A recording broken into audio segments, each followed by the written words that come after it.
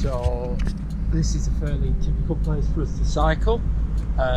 We come down here about 2 days a week and go that way to work. But today we're going to go this way under the bridge. Oh, yeah, and go to Switzerland, I guess.